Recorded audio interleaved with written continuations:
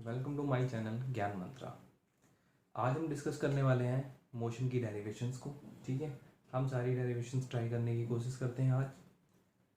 जैसे कि last class में बाकी सारे टॉपिक्स डिस्कस हो चुके हैं। अगर उनमें से किसी को भी कोई प्रॉब्लम है तो मैंने आपसे बोला हुआ है कि आप मुझे कमेंट्स में या फिर आप मुझे व्हाट्सएप पे मुझे पूछ सकते हैं। ठीक है, तो आज हम फर्स्ट डेरिवेशन स्टार्ट करते हैं करना, जो कि हमारी वेलोसिटी टाइम रिलेशन पे है। ठीक है, ये वेलोसिटी और टाइम के बीच में रिलेशन है। तीन की तीन डेरिवेशन जो हम डिराइव करने वाले हैं, तीनों इसी ग्राफ का यूज करते हुए डिराइव होंगी पहली बार। ठीक है, तो सबसे पहले हम जो इक्वेशन डिराइव करने वाले हैं वो है हमारी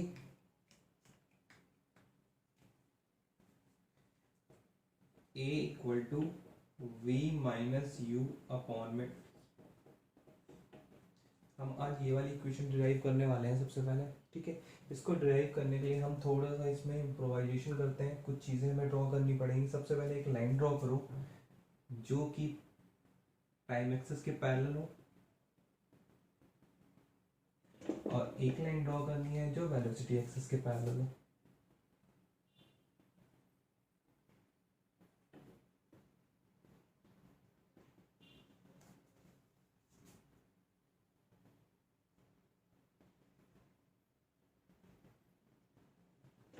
कोई भी नेमिंग दे देते हैं।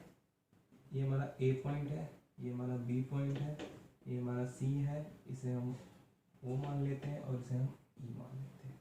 ठीक है, ये हमारी, क्योंकि ऑब्जेक्ट यहाँ से स्टार्ट हुआ तो ये हमारी इनिशियल वेलोसिटी हो गई, और ऑब्जेक्ट फाइनली यहाँ तक जा रहा है तो ये हमारी फाइनल वेलोसिटी हो गई।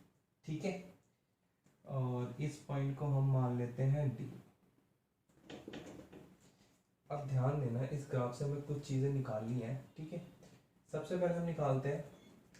पहले मैं आपको सारा कुछ लिख देता हूँ, बता देता हूँ कौन कौन सी क्या क्या चीज़ें। देखो, अगर मैं OC की बात करता हूँ तो जो OC है वो AD के बराबर है, और ये किसके, ये टाइम एक्सेस है तो मैं इसे पूरा T से कट कर लेता हूँ, तो ये हमारा होगा T।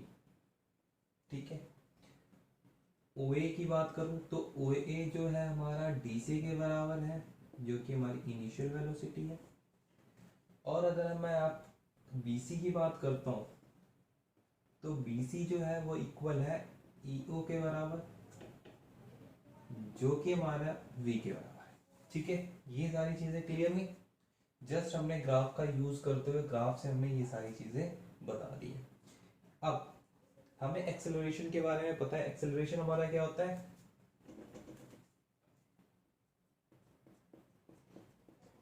एक्सेलरेशन होता है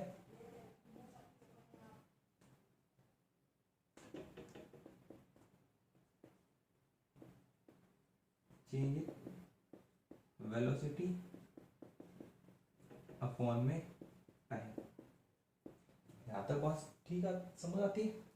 तो देखो, यहां से ध्यान दो, ऑब्जेक्ट यहाँ था, यहाँ पहुंच गया, तो चेंज कितने का है, BD का। तो हमें फाइनली क्या निकालना है, BD। अब BD क्या है, ध्यान से देखो। अगर मैं BC को लिखता हूं तो BC जो हमारा है वो BD प्लस DC होगा। यहां से वैल्यूज पुट कर देते हैं, या BD निकाल लेते हैं। पहले तो BD निकालने के लिए मुझे क्या करना पड़ेगा, BD इक्वल टू हो जाएगा हमारे पास BC minus DC।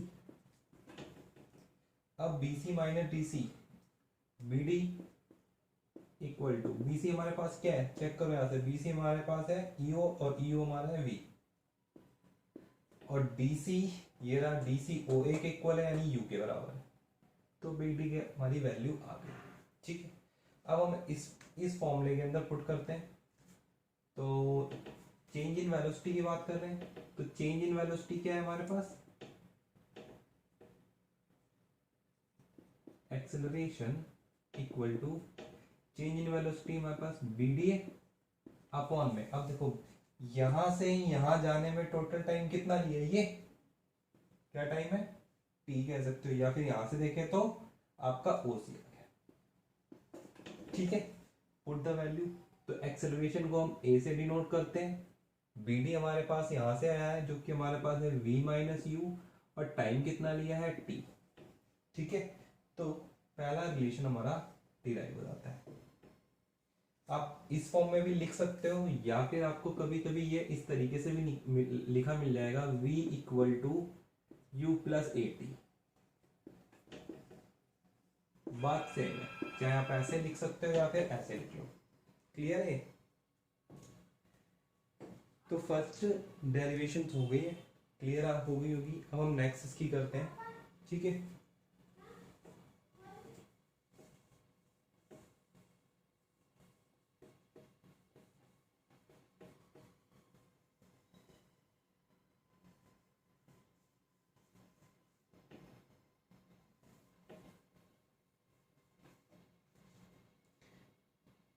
Next derivation है एक पोजीशन एंड टाइम के बीच में, कह सकते हो पोजीशन टाइम रिलेशन कहलाएगा वो, ठीक है।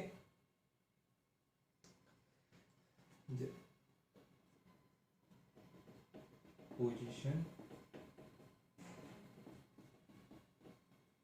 टाइम रिलेशन, ठीक है।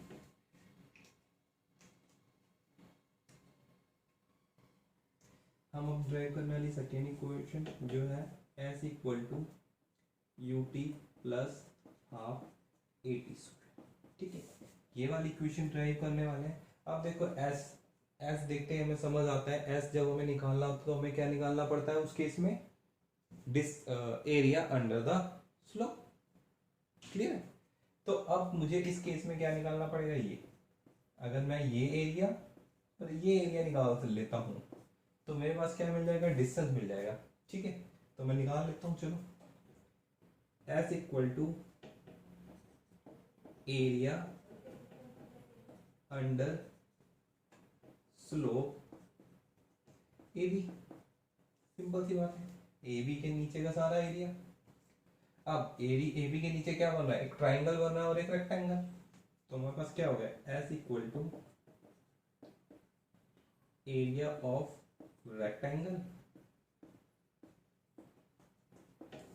Plus area of triangle. We know that area of rectangle होता है L इंटू बी,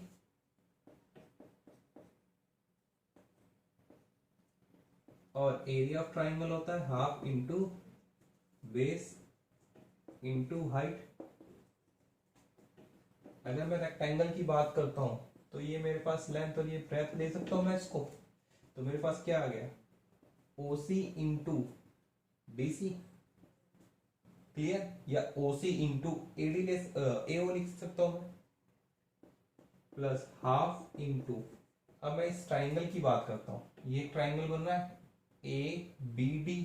ABD के अंदर ये मेरा बेस और ये हाइट हो जाएगी, तो बेस हमारा हो गया AD और हाइट हमारी हो गई BD, ठीक है।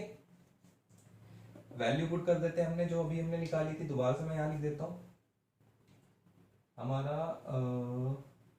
OA इक्वल टू है DC के जो कि है U, BC इक्वल टू है EO जो कि है V, और हमारा OC इक्वल टू है AD के जो है हमारा T। अब यहां से वैल्यूज चेक कर सकते हो और पुट करते हैं। देखो यहां से हम देखते हैं OC इक्वल टू T है, तो यहां आ गया हमारा T इंटू DC हमारे किसके बराबर है, U के बराबर, plus half as it is into AD हमारा कहाँ है, ये रहा, AD T के बराबर है तो T आ गया इंटू, अब BD हमारे पास देखो, BD हमारे पास क्या है, यहाँ पे BD कुछ भी नहीं है। अब पिछला रिलेशन याद करो, BD हमारे पास क्या था, हमने लिखा था E equal to BD upon में OC, ऐसा कुछ लिखा था। तो यहां से हम BD निकाल लेते हैं। BD हमारे पास क्या हो गया, A into OC equal to BD। ये लास्ट रिलेशन से याद रखना है, ठीक है। अब OC की वैल्यू आ गई A into t equal to BD हो जाएगा, क्योंकि A हमारे पास है, OC की वैल्यू यहाँ से T है तो BD आ गया, तो वो वैल्यू यहाँ पुट कर देते हैं। जस्ट रिलेशन हमारा डिराइव होता है, तो ये आ गया UT plus half AT square. Equal to s. ये हमारा सेकंड इक्वेशन। तीनों ही इक्वेशन में सेम ग्राफ का यूज होना है, ठीक है। बस थोड़े से मेथड, थोड़ी सी चीजें अलग हो जाएंगी, बाकी सेम है। फर्स्ट इक्वेशन आपने सीख लिए, सेकंड सीख लिया, अब हम थर्ड की बात करते हैं, ठीक है। तो यहाँ तक आपको कोई भी डाउट नहीं, बहुत सिंपल सा है और एग्जाम पॉइंट ऑफ व्यू से बहुत ज्यादा इंपॉर्टेंट है, क्योंकि कई बार क्या होता है न्यूमेरिकल ना आके डेरिवेशन आ जाती है, तो डेरिवेशन को सॉल्व करना ज्यादा इजी होता है एज कम्पेयर टू क्वेश्चन, क्योंकि डेरिवेशन में कोई चेंजेस नहीं होंगे, एज इट इज का एज इट इज ही आपको करना है, ठीक है। नाउ थर्ड इक्वेशन करते हैं, जो कि हमारा पोजीशन वेलोसिटी के बीच में रिलेशन होगा, और तीनों तो बाकी फर्स्ट को छोड़ के बाकी ही जो दो हम रिलेशन यूज करेंगे उसमें फर्स्ट रिलेशन का यूज होता है। तो याद रखना, फर्स्ट आपको फॉर्मूला और उसका डेरिवेशन माइंड में होना चाहिए, ठीक है। अब हम करते हैं इक्वेशन वेलोसिटी टाइम रिलेशन, ठीक है। अब सेम चीज करनी है, देखो उसका पहले मैं आपको फॉर्मूला बता दूं, वो होता है हमारे पास 2as equal to v square minus u square. Basically हमें ये ड्राइव करना है। अब हमारे पास ना तो हमें v का कुछ पता है कैसे निकालते हैं, ना u का है, तो हमारे पास एक ऑप्शन है फॉर्मूले ग्राफ, अगर वेलोसिटी टाइम ग्राफ दिया है तो हमें s निकालना आता है, तो हम वही लॉजिक लगाते हैं यहाँ पे दोबारा से, ठीक है। तो s इक्वल टू हो जाएगा एरिया अंडर एरिया। अब रिमेंबर रखना, यहाँ पे एक चीज चेंज होने वाली है। लास्ट टाइम हमने जब कंसीडर किया था तो ट्राइंगल और रेक्टेंगल को किया था, बट इस बार हम ये एक ट्रेपेजियम बन रहा है, ठीक है। तो इस बार हम ट्रेपेजियम कंसीडर करेंगे, ना कि दो अलग अलग शेप, ठीक है। ये बात रिमेंबर रखना कि जब कभी भी आपको ये डेरिवेशन करना है तो इन दैट केस आपको ट्रेपेजियम को कंसीडर करना है, ना कि ट्राइंगल और रेक्टेंगल। अगर आपने वो लिया तो इससे पहले वाली इक्वेशन डिराइव हो जाएगी, ठीक है। तो area under area of trapezium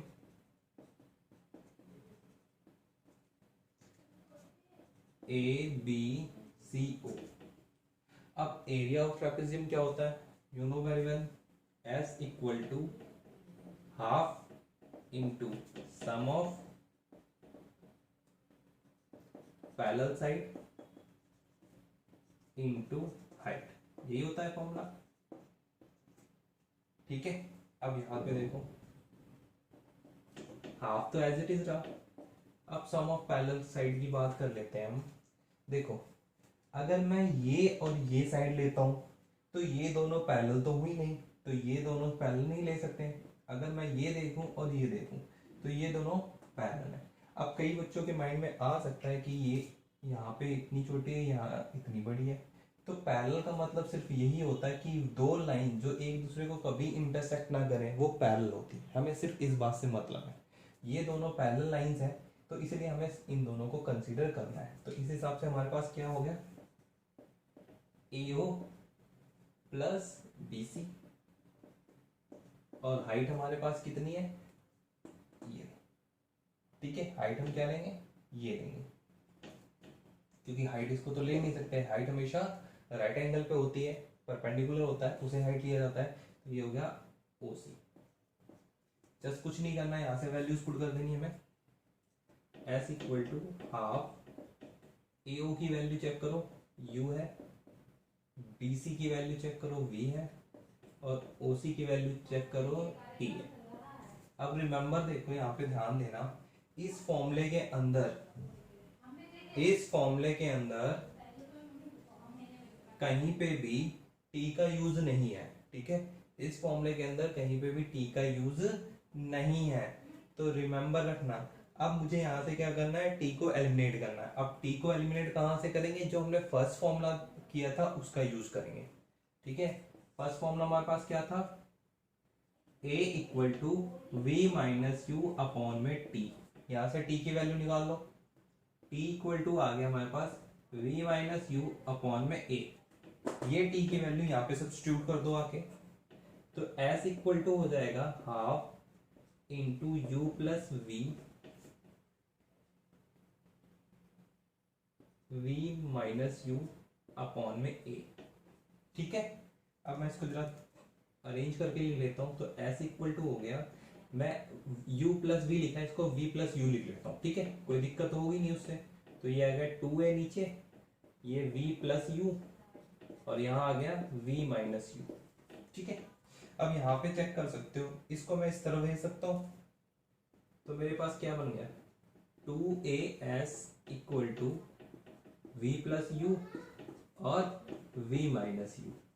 अब रिमेंबर रखना, हमारे पास एक आइडेंटिटी होती है a प्लस बी और a माइनस बी की, जो कि होता है a square minus b square, वो अप्लीकेबल कर देता हूँ इस पे। तो ये हो जाएगा हमारे पास 2as equal to v square minus u square. ये हमारे पास थर्ड इक्वेशन का डेरिवेशन आ गया। क्लियर है? तो आपको फर्स्ट इक्वेशन का डेरिवेशन पता ही होना चाहिए, तभी आप सेकंड एंड थर्ड का यूज कर सकते हो, अदरवाइज आप प्रॉब्लम में यहाँ तक तो हो जाएगी, लेकिन उसके बाद आप कंफ्यूज हो सकते हो, आगे सोल्यूशन ना भी मिले। ठीक है, तो यहाँ तक क्लियर हो गया? कोई डाउट है?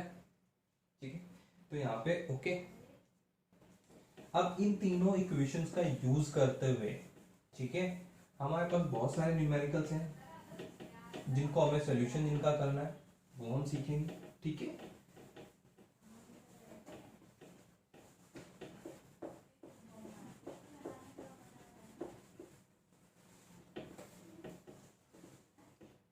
नेक्स्ट टॉपिक हमारा है circular motion, uniform circular motion. अब यूनिफॉर्म सर्कुलर मोशन की बात करते हैं, तो ये पहले ही बता चुका हूं मैं आपको सर्कुलर मोशन होता क्या है। सर्कुलर मोशन वो मोशन है जब ऑब्जेक्ट हर एक इंस्टेंट ऑफ टाइम पे अपनी डायरेक्शन को चेंज कर लेता है, उस मोशन को हम सर्कुलर मोशन कहते हैं। कैसे? मैंने आपको एग्जांपल दिया था एक सर्कल का, ये एक सर्कल है, ऑब्जेक्ट यहाँ पे है तो उसकी डायरेक्शन ये है, ऑब्जेक्ट यहाँ पे जाएगा तो ये है, ऑब्जेक्ट यहाँ पे जाएगा तो ये डायरेक्शन है, ऑब्जेक्ट यानी हर एक टाइम पे उसकी डायरेक्शन चेंज होगी। तो इस टाइप के मोशन को हम सर्कुलर मोशन कहते हैं। यूनिफॉर्म सर्कुलर मोशन बात से ही समझ आता है कि जब वो इक्वल इंटरवल ऑफ टाइम में इक्वल डिस्टेंस ट्रैवल कर लेता है तो वो इक्वल यूनिफॉर्म सर्कुलर मोशन कहलाएगा। इन दैट केस अगर हमें वेलोसिटी निकालनी होती है तो हम क्या करें? ठीक है, अगर हमें वेलोसिटी निकालनी है तो हमें क्या करना पड़ेगा? देखो, ये एक सर्कल है, अब वेलोसिटी निकालने का फॉर्मूला मैंने आपको बताया था, वेलोसिटी या स्पीड बात एक ही है, तो वेलोसिटी मैं लिख रहता हूँ क्योंकि डायरेक्शन के साथ ले रहा हूँ, तो मैं लिख सकता हूँ डिस्टेंस अपॉन टाइम।